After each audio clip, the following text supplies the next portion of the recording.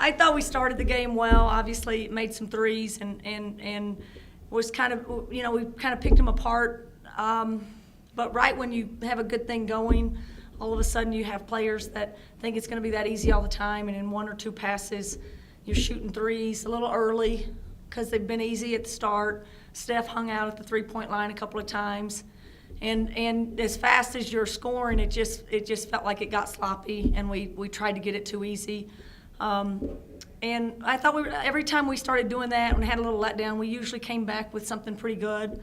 The only other thing in the first half that I thought kind of got us out of rhythm just a tiny bit was their zone. When they went zone, we didn't quite, really transition into really good executing zone team, and had some maybe a lineup in there that wasn't as good a zone team, and had to live through a few of those possessions. But overall, obviously, I thought the first half was pretty good ball movement and good shooting.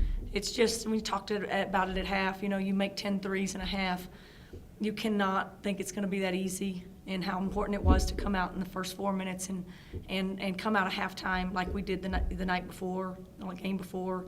And clearly they listened, because we came out and were terrible, or they didn't listen really.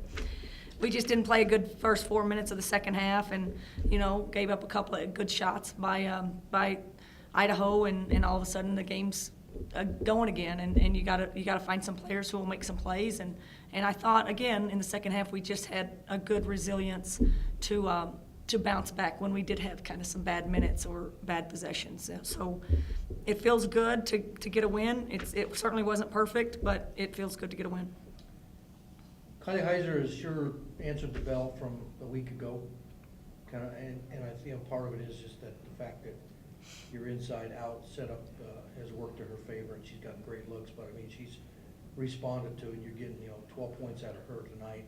I don't know what it was on Thursday, but she had a good game Thursday too, and that's one of the ones that you need offensive production from, and she's doing that.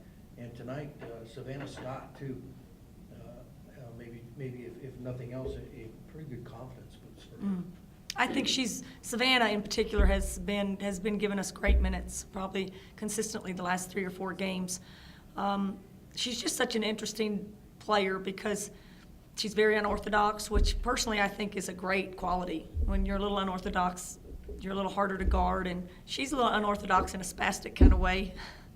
But that just... I don't know if I'll write that. Well, everybody that knows her understands it, and it makes her really lovable and unique.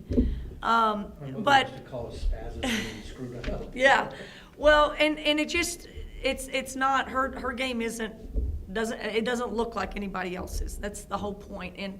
And she's figuring things out as she goes. But what I love about Scotty is she's just got some guts. I mean, when things are going bad and you're having a bad streak, she'll make a three. And she's not really a great three-point shooter, but she's one of those that just wills it in. And she's willing to take the big shot.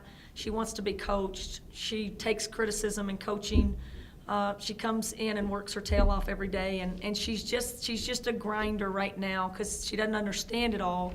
But she's just putting herself in great positions to make some plays, and I love that disposition about her. I mean, and I love the fact that we can play her at the 1 and the 2, and she's good there. So I think she's given us solid minutes. When she can score, it's going to be incredible, and the fact that she got double digits is a great thing for us. And I agree with you with Kylie. She gives us, that's exactly what we need. Four people in double digits, and just really solid minutes and solid shots from her from the 3.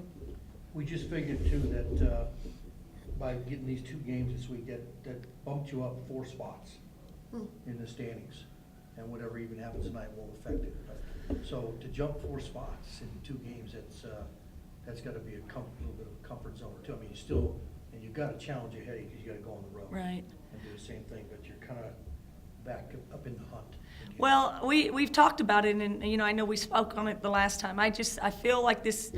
We've talked about as a staff and as a team. Someone is going to separate themselves in this league. Right. It's still clumped enough, and it's too early to really separate right now. But someone's going to get on a win streak and separate. And we just had a homestand. Now we've got to go on the road. Idaho had 5 of 7, I think, on the road, so they're going home. So everybody's in a different position. We're going on the road, and so that brings some challenges to us. But we've got a two-game win streak, and, you know, we get the chance to play again against a very good team in Idaho State on the road.